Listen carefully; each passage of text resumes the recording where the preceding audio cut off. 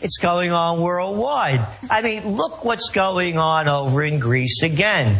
They would go, you know, I've been talking about direct democracy. Have referendums. Let the people vote.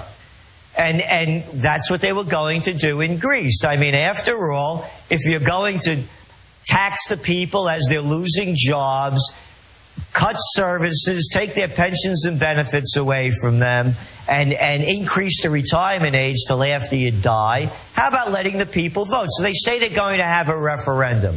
Hey, a referendum. They're going to have democracy in Greece.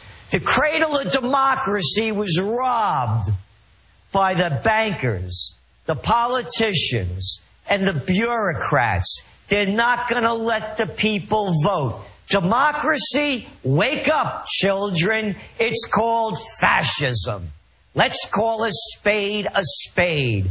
All these politicians are nothing more than the front men for the criminal banks and the businesses, the multinationals that are grabbing everything. Who could make this crap up? I got it. You lost your job.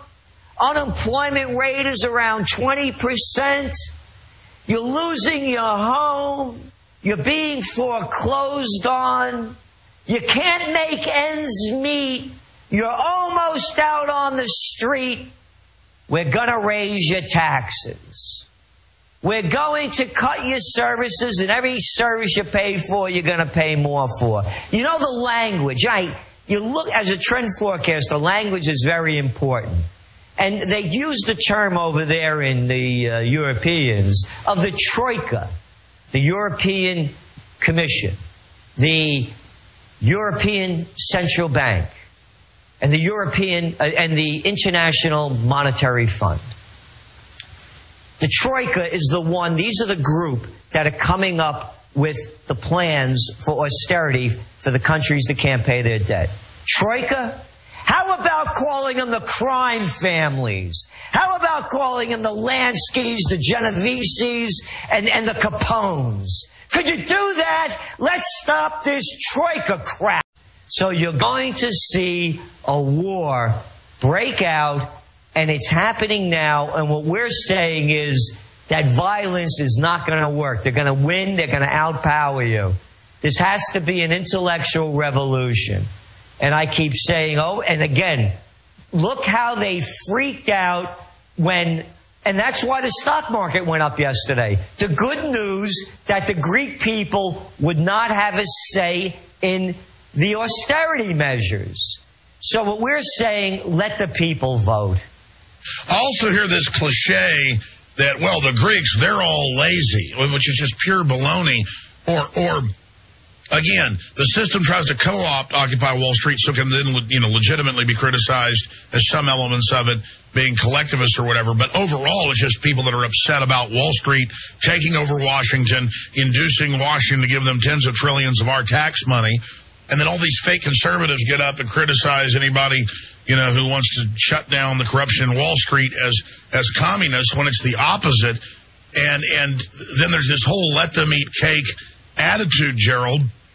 And it just gets crazier and crazier and crazier by the minute. How far can this go? Because, you say that the system would win, at least in, large confrontations of violence. But sometimes, like Ceausescu, they do one atrocity too far. They beat up too many crowds. The police and military see what their country's being turned into and turn against them. I'm not saying that that's coming, but as this becomes more and more naked, as the system openly pushes tyranny and tyrannizing the public, there's just going to be a lot of people who don't comply, who don't go along, who refuse to serve government bureaucrats. What's your view, James Corbett, of what's happening in Europe, Greece, this open announcement by the Vatican for world government? Well, that's unfortunately not too surprising to anyone who's been watching the Vatican in recent years and the calls for a new world order and everything that we've seen coming out of there. But certainly, I think the whole European situation just speaks once again to the fact that governments are just there to preserve themselves and don't care at all about the populations they're allegedly ruling over. And we see that with the Greek thing. This week it came out, it was a big deal. Oh my God, it's explosive information. Greece is actually going to give their population a chance to vote on this European bailout proposal that's going to put them and their children into servitude. They're actually going to get a vote on it. Imagine that. What a revolutionary idea. And the latest that I've heard, it's coming out today that, no, actually they're not going to give them a vote. They managed to strike a deal to transfer power over to the next group of thugs that are going to move the political football further down the field, so they don't have to give the people a vote at all. So that's good. That crisis is averted, because the crisis is not the idea that people are going to accept this. The crisis is the idea that people are going to say no, exactly like they did in Iceland, and they just can't have that. They can't give people a say in what's happening over their own lives. Jim, where do you see all this going? I mean, you say you think the New World Order's in trouble. I think they are. I don't think they're invincible. I mean, they've got all their plans laid, but I mean, people are waking up to them. Why do you say the New World Order's in trouble? Well, because as you yourself said, it's all escalating. It's all they're tightening down harder, faster, more openly.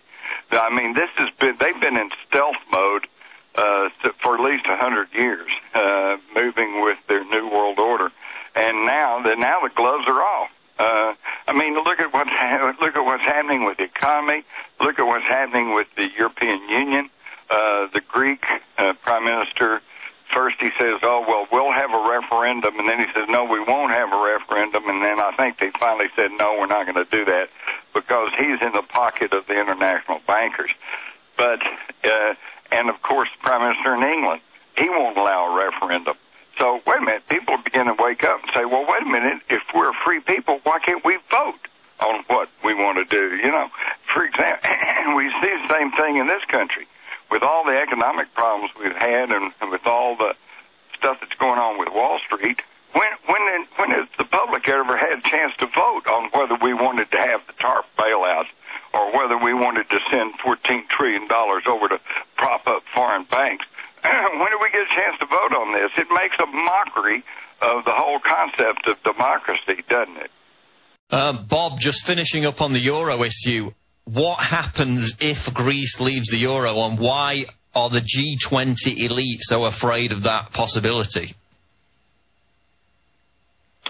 Well, I talked about this a couple of years ago on radio and television as well as in the press in Greece, and I told them that they should default in totality, go to the drachma and devalue it versus the euro by 50%, and clean up their act, and in 5 years they'd be out of the woods. And I think that's the way it's going to end up. They're playing this game that they've got going. And not the Greeks, the powers of Europe, we'll call them. And again, as I said at the beginning of the conversation, saving the euro is extraordinarily important for them, because once it goes, then they have to reconfigure everything they're doing and do it on a national sovereign basis. They won't be able to put the links in place to create their world government, and that's really what they're up to.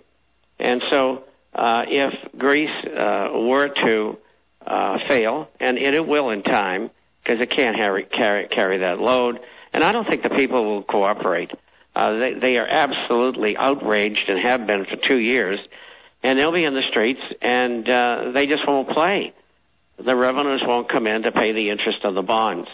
But you're right, Paul. The look of all of this is we got to keep the euro together, and no matter what. But they're really just buying time. I think they know they're beyond the pale, that they can't make it work. And I think they've known this from the very beginning. They should have never let the banks make the kind of loans that they did. And the banks didn't care. They made the loans out of money out of thin air and expected the public to pay them back. And that's essentially what's happening. But I don't think it's going to continue to go on that way, and that Greece would go bankrupt eventually, 3 months, 6 months down the line, very possible. And, of course, they would take Ireland and Portugal with them. So I'm making this video today about the recent Greek crisis, which I'm sure you all know about. It is the most important thing happening right now in Europe, if not on a world scale. What's happening in Greece right now is a perfect example of how the Zionist internationalist banking cartel can take control of a nation and enslave its people without guns, without tanks, without rockets, basically by economics and debt. They can cripple Greece so far in debt by the euro that its people will be paying it off for years with their tax. Tough austerity measures will get put forward, and the people of Greece will suffer because the Zionist banking cartel want control of everything that Greece owns. Okay? It is an invasion of Greece economically. It is financial warfare. That is the perfect name for it. It is financial warfare. Okay? And, you know, you may think, well, financial warfare, who's going to get killed? The people that are going to get killed, well, the things that are going to get killed are going to be the hopes and dreams of millions of Greeks. And the Greeks now, their Greek children and their Greek grandchildren are going to pay for this the most. Because they're going to grow up in a world where their country is occupied by financial banking cartels in other countries, from the likes of Germany and France and America, but mainly the Zionists. Okay? Problem is we are getting a 12 billion lifeline, in the biggest part of which is going to be used to repay debt, to repay previous debt. This is totally absurd. Even if the government manages to have the confidence vote tonight, it's not sure if they can stand up to the pressure from the streets, especially during the 2-day national strike at the days when the new austerity package is going to be discussed in Parliament. And regardless of which way the vote goes, MEP David Campbell-Bannerman from the UK's Conservative Party told me he believes Greece's future prosperity rests with the collapse of the euro. The question now is, are we throwing good money after bad money? You know, how many billions can you throw at this? You know, the tolerance of the people for cuts, for extra taxes, as we've seen in Greece, there's real trouble there, but there's trouble in Spain and Ireland particularly. I think it's in major trouble, the euro, and as I've been saying for some time, I do believe it will collapse either in part or totally, and probably quite shortly now. But to be honest, I think the euro is a political prison for countries such as Greece and Spain, and they need to be liberated from that prison, recreate their own currencies, have devaluation, make their exports cheaper, make it easier for tourists to visit their countries, and they'll get back on their feet. I think they should go back to the drachma. I think they need to get out the euro. It is a prison for them, and to recreate the drachma. I know there are no plans at present to do that, but of course they can't sort of plan for plan B until the euro actually fails. I think that is the salvation for Greece, and that's the way it really should go. But obviously that's a matter for the